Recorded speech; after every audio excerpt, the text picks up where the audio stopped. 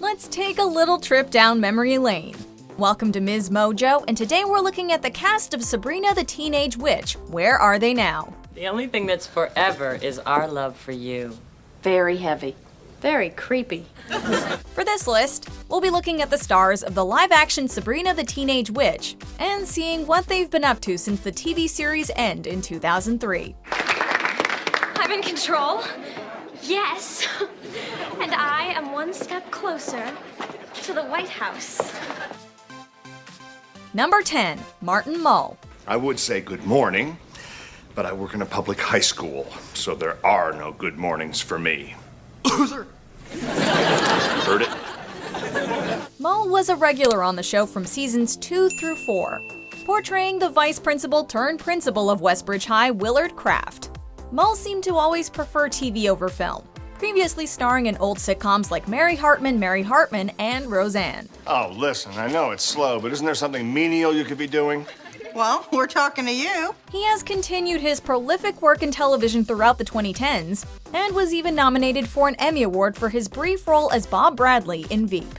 He also popped up in 4 episodes of Life in Pieces and 7 episodes of The Ranch.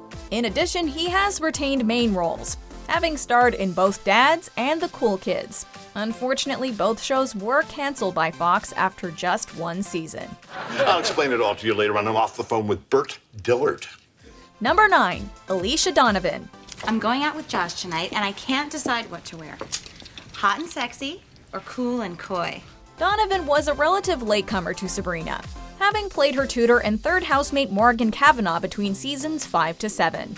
In 2009, Donovan starred in an ABC Family movie called The Dog Who Saved Christmas, and has since gone on to star in its numerous sequels. That dog has saved Easter, Halloween, Christmas Vacation, summer, and the holidays. That's one busy dog. While that series has been Donovan's primary creative output, she's also done some supplemental work.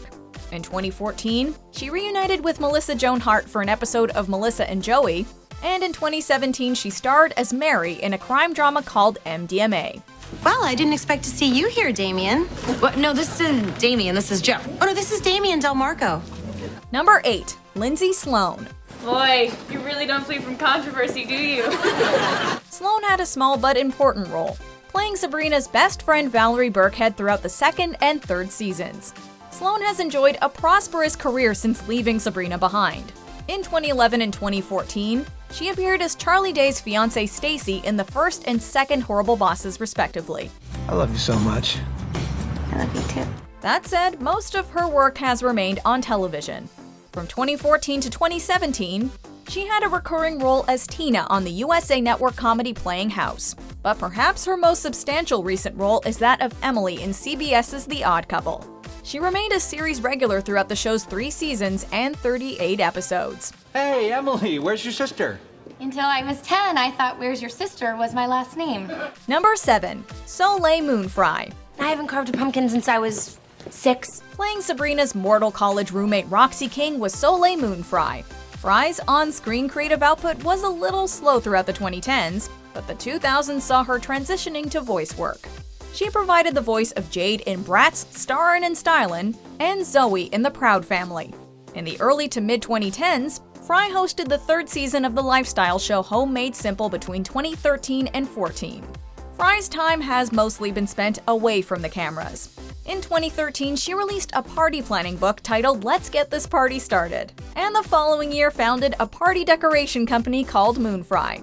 Something tells us she knows a thing or two about parties. This is where all of the dance parties go down, and I'm not gonna lie, this is where Mom gets up and dances on the table. Number 6, Jenna Lee Green. Hi, my name is Libby, and I'm also running for class president, but I'm with the popular party. Green was a regular on Sabrina for the first 3 seasons, playing Sabrina's arch nemesis and bully Libby Chesler. Soon after leaving the show, Green secured the role of Nessa Rose in the North American tour and Broadway production of Wicked. The succeeding years have seen Green appearing in bit roles in numerous television shows including Bones, and an episode of Quantico in 2017. Excuse me? Lane 4. The pins aren't resetting on lane 4. Okay, well look, I gotta reset the lane so you tell them the coolest jets. The next year, she briefly appeared as Rebecca Ramos in the biographical drama Skin. And 2019 saw her appearing as Irina Briganti in 4 episodes of the Showtime miniseries The Loudest Voice. Number 5. Nate Richert. I've been second string in football, basketball, even badminton. I don't want to be second string with you. And with Nate Richert, we've come to the series regulars. Richert portrayed Sabrina's boyfriend and soulmate Harvey Kinkle. Nate followed up Sabrina with a few bit TV roles before retiring from acting in 2006, his final role being Henry in the short film Henry. Not much had been heard from him until the late 2010s, when he began the website NateRichard.net. On it, you can see that he's transitioned to music and released the album Strawberry Girl, Away From My Home, and Anything Else But You.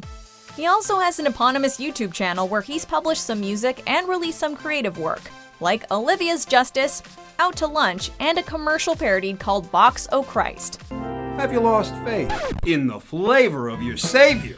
Number 4. Beth Broderick. How about we leave you alone to think about what you've done? And when Sabrina comes back downstairs, I suggest you apologize. Broderick has remained quite busy on TV after playing Zelda for 141 episodes of the show. In 2013, she had a recurring role as Rose Twitchell in the CBS adaptation of Under the Dome. And the following year, she reunited with Melissa Joan Hart on 2 episodes of Melissa and Joey. In 2017, she also appeared in episodes of Amazon's Bosch. In 2018, she popped up in HBO's Sharp Objects, playing Adora's gossipy friend Annie. 2019 saw Broderick in a festive mood, as she starred as Betty in the Hallmark original Christmas movie Christmas Town. Now that's a varied filmography. Where is that mother of yours? She is tending to an injury, I'm afraid. But she's fine. She just cut her finger on some rose bushes. Number 3. Nick Bakay. How incredible! You gonna finish that toast? You may not recognize Nick Bakay because his face never actually appeared on the show, but his voice did. You know him as the adorable Salem, Sabrina's iconic black kitty. Despite having a major role in that show, Bakay has always been more concerned with behind-the-scenes work. Them some heavy words, Paul Blart. Hey, life is heavy. Bakay can often be seen collaborating with Kevin James, as they pen the scripts for Zookeeper and both Paul Blart Mall Cop movies.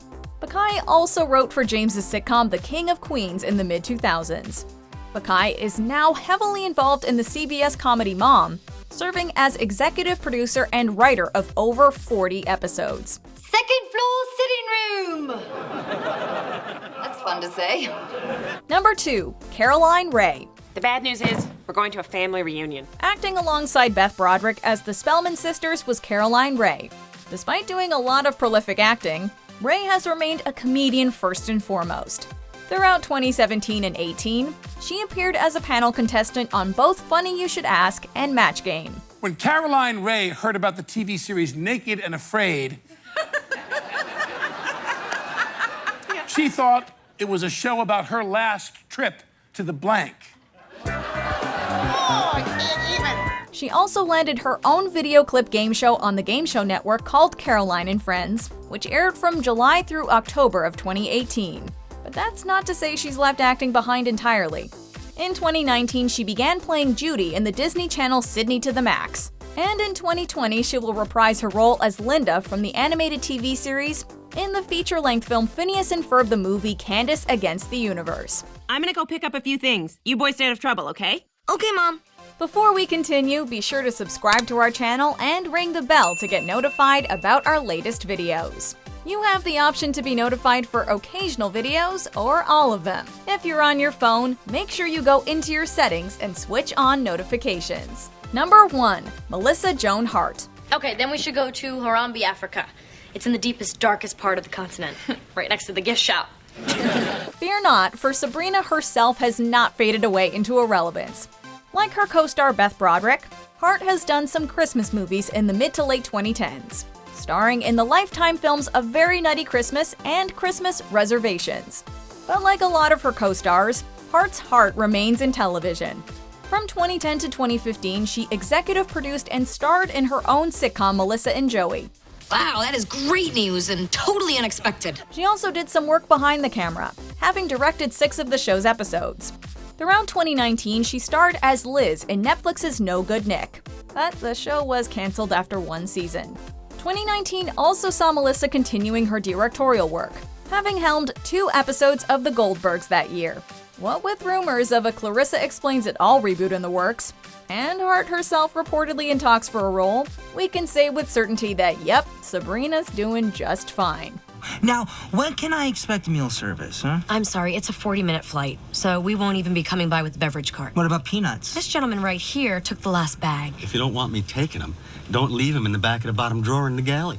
Do you agree with our picks? Check out this other recent clip from MsMojo. And be sure to subscribe and ring the bell to be notified about our latest videos.